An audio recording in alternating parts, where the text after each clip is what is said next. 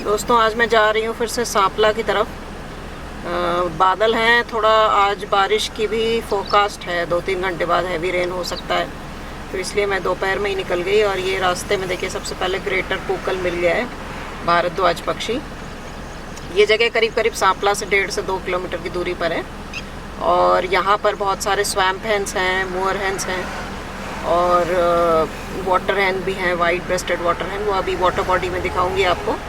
अभी मुझे दिखे हैं रास्ते में, लेकिन एक बार मैं थोड़ा सा गाड़ी को साइड में लगा के फिर मैं उसको रिकॉर्ड करती हूँ। लेकिन ग्रेटर कूकल यहाँ पे बैठा हुआ दिख गया और थोड़ी अजीब सी पर्च है, बिल्कुल पेड़ के ऊपर पर्च करके बैठा है, इसलिए मैंने पहले इसको शूट करना स्टार्ट कर दिया। यहाँ पर दोस्तों इंडियन स्पॉट बिल डक्स हैं। ये देखिए स्पॉट बिल डक है और कॉमन मोअर हैन है। मैं अपने चैनल पे स्टोरी के अलावा जो है क्विज़ भी डालती हूँ, और वो क्विज़ मैं इसलिए डालती हूँ कि जो लोग मेरे वीडियोस देखते हैं रेगुलरली, उनको कितना लाभ हो रहा है, उनको कुछ एडिशनल इन्फॉर्मेशन मिल रही है या नहीं, उसको मैं देखना चाहती हूँ। तो अभी रिसेंटली मैंने एक बहुत ही सिंपल सा क्विज़ डाला था और उसमें मैंने एक ऑप्शन रखा था कि क्या इंडियन स्पॉट बिल डक जो है वो माइग्रेटरी बर्ड है। तो कुछ लोगों ने उसको माइग्रेटरी बर्ड बताया था। तो दोस्तों इंडियन स्पॉट बिल डक जो है वो माइग्रेटरी बर्ड नहीं है, वो रेजिडेंट बर्ड है। इंडियन सब कॉन्टिनेंट में पूरा साल पाई जाती है यहीं पर। और यहाँ पे कॉर्नर में आपको दिख रही हैं 2 स्पॉट बिल डक्स।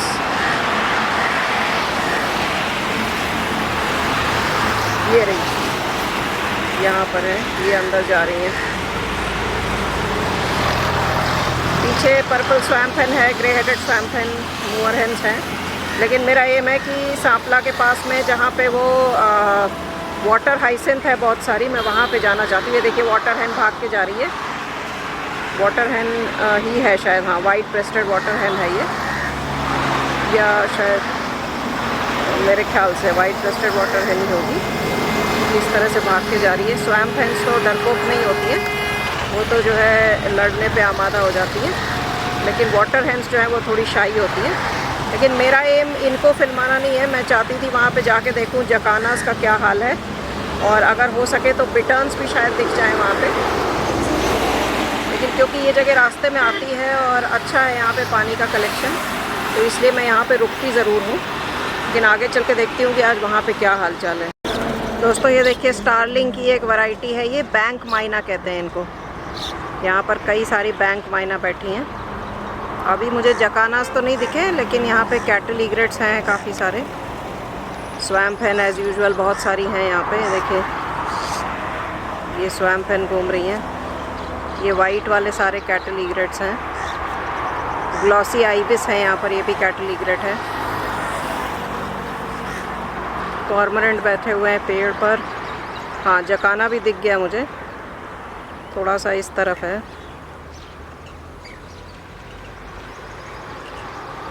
लेकिन पहले जैसे बहुत सारे दिख रहे थे ना, उतने नहीं है। आज ये एक दिख रहा है मुझे अभी यहाँ पे, ये है जो आपका पेजेंट टेल जकाना, जल मयूर। इसके मैंने 2 वीडियोस डाले थे, दोनों ही जो है काफ़ी पसंद किया लोगों ने, उस पर कमेंट्स भी काफ़ी आए। और मैं तो एक्चुअली बिटर्न्स के चक्कर में आई थी कि शायद यहाँ पे बिटर्न्स भी दिख जाएं, क्योंकि पिछली बार जब मैं आई थी तो मुझे ऐसा लगा था कि उड़ते हुए मुझे जो पक्षी दिखे थे वो शायद बिटर्न जैसे दिख रहे थे। ये तो स्वैम्प हैन है, ये देखिए। आज यहाँ पर स्टारलिंग्स बहुत सारी दिख रही हैं। वाटर हैन भी है यहाँ पे, सामने ही घूम रही है।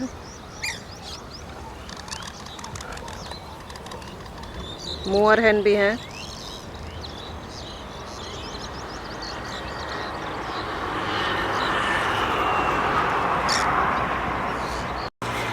ये दोस्तों एशियन पाइड स्टारलिंग है, ये जो दोनों उड़ के जा रही हैं।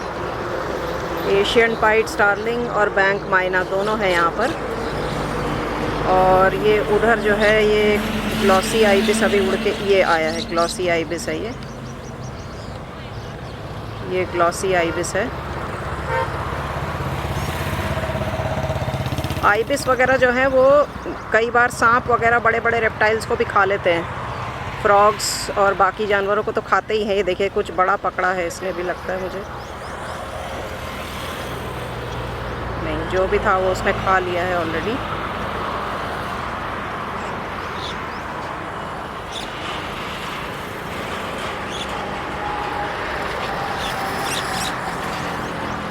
आज एक ही जकाना दिख रहा है यहाँ पे, जबकि पिछली बार जब मैं आई थी तो कई सारे जकाना थे यहाँ पे।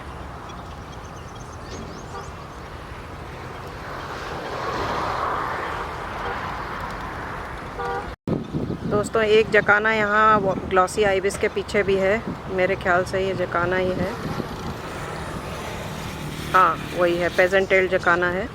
तो अपने पिछले वाले वीडियो में जो मैंने आपको इकोलॉजी, एनवायरनमेंट, हैबिटेट, इकोसिस्टम इसके बारे में बताया था, तो उसमें एक टर्म था बायोम। तो बायोम का मतलब होता है कि बहुत ब्रॉड रीजनल जो इकोसिस्टम्स होते हैं, जो कि कई कंट्रीज़ के ऊपर स्प्रेड होते हैं, और मतलब हमारे पूरे विश्व में या पूरी धरती में जो डिवीज़न है कि किस तरह के एरियाज़ हैं, किस तरह का फ्लोरा एंड फौना है अलग अलग, उसको बायोम कहते हैं। तो इसमें जो टर्म्स हैं वो आपने डेफिनेटली सुना होगा, अपने स्कूल एजुकेशन के समय हम सब ने सुना है, जिसके अंदर जो सबसे नॉर्दर्न मोस्ट, मतलब बिल्कुल जो पोलर आइस कैप्स हैं उसके जस्ट नीचे जो जोन है उसको कहते हैं टूंड्रा। और ये सिंपलेस्ट जोन होता है जिसके अंदर सबसे कम इंटरेक्शंस होते हैं, क्योंकि वहाँ पे प्राणी ही बहुत कम रहते हैं। और जो वहाँ का जो क्लाइमेट है, जो वेदर है, जो जिस तरह का जो रहन सहन है वो इतना डिफ़िकल्ट है कि वहाँ पे ज़्यादा प्राणी सर्वाइव ही नहीं कर सकते। तो उसको कहते हैं टूंड्रा। उसके बाद वाला जो जोन है जिसमें कॉनिफरस फॉरेस्ट मिलते हैं उसको कहते हैं टेगा। ये एक रशियन वर्ड है। और उसके बाद जो एरियाज़ आते हैं वो टेम्परेट जोन कहलाते हैं, टेम्परेट डेसिडुअस फॉरेस्ट। और उसके बाद आते हैं आपके ग्रासलैंड। ये सारी चीज़ें जो है ये मैं डिटेल में भी बताऊंगी, लेकिन अभी मैं थोड़ा सा इंट्रोडक्शन बस देना चाह रही थी इस टॉपिक में, क्योंकि पिछले वीडियो में मैंने बायोम की बात की थी। तो उस बात को आगे बढ़ाते हुए ग्रासलैंड्स के बाद आपको मिलेंगे डेज़र्ट इकोसिस्टम। ये देखिए वो जकाना है। डेज़र्ट इकोसिस्टम के बाद आपको मिलेंगे सवाना। तो सवाना जो है वो आपके इक्वेटर के आसपास, बिल्कुल जो सेंटर है अर्थ का, इक्वेटर 0 डिग्री लैटिट्यूड जो है उसके आसपास जो जोन मिलेगा, जो बायोम मिलेगा, उसको कहते हैं सवाना। और सवाना में ग्रासलैंड्स होते हैं ज़्यादातर। उसके बाद वाला जो आपको जोन मिलेगा वो आपको मिलेगा ट्रॉपिकल डेसिडुअस फॉरेस्ट। तो ये कुछ ऐसे जोन है, हो सकता है एक दो मैंने मिस कर दिया हो, इनको कहते हैं बायोम। और ये किसी एक देश या किसी एक कॉन्टिनेंट में लोकेटेड नहीं है, ये पूरी धरती के ऊपर स्प्रेड आउट है। तो अगर हमें इनके बारे में पता है तो हमें ये अंदाज़ा लग सकता है कि किस तरह के बायोम में कौन से प्राणी रहेंगे, कौन से पेड़ पौधे मिलेंगे, किस तरह के जानवर मिलेंगे, किस तरह के पशु पक्षी मिलेंगे। ये सामने से जो आवाज़ आ रही है ना, ये आ रही है मोअर हेन्स की। बहुत सारी मोअर हेन्स यहाँ पर हैं। ये जकानास की एक्टिविटी आज बहुत कम है।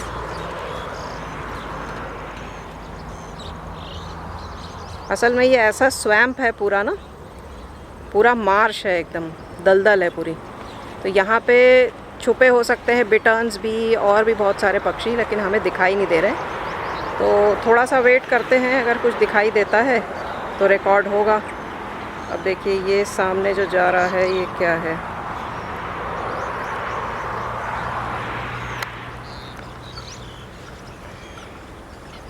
ये तो मोअर हेन है। इसके पीछे ये क्या है?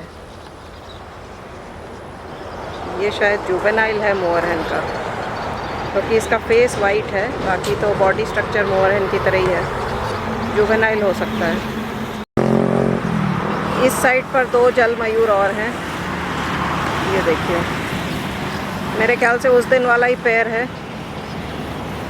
ये देखिए 2 हैं।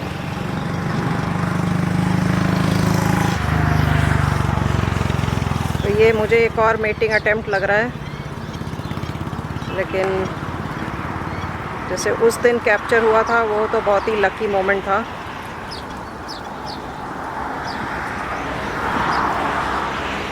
अब देखते हैं वो लक आज भी दोहराया जाता है या नहीं।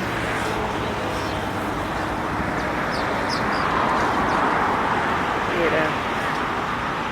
नहीं, अब दूर दूर चल रहे हैं दोनों। यहाँ पर काफ़ी सारी स्वैम्प है पास में, ये रही कैटल ईग्रेट भी हैं। बिल्कुल वाटर हाइसिंथ किनारे पे जहाँ लगी हुई है, बीच वाली तो सड़ के बिल्कुल काली हो गई है। कॉर्मोरेंट भी उड़ के जा रहे हैं। मुझे लगता नहीं कि अगर बिटर्न्स होंगे भी शायद हो सकता है अर्ली मॉर्निंग में दिखते होंगे, लेकिन अभी तो मुझे नहीं लग रहा है कोई उम्मीद। ये एशियन पाइट स्टार्लिंग आके यहाँ पे बैठ गई है एक। ये देखिए यहाँ पे इसका घोंसला है। ओहो वेरी गुड, एशियन पाइट स्टार्लिंग का घोंसला है यहाँ पे। ये देखिए ये है आपकी एशियन पाइट स्टार्लिंग, कितनी खूबसूरत है। देखिए वाइट का मतलब ब्लैक एंड वाइट, और इसकी भी चोंच जो है वो ऑरेंज कलर की होती है, बैंक मायना की तरह। उड़ गई है वहाँ से, लेकिन ये पता चल गया है कि इसका घोंसला यहाँ पर है।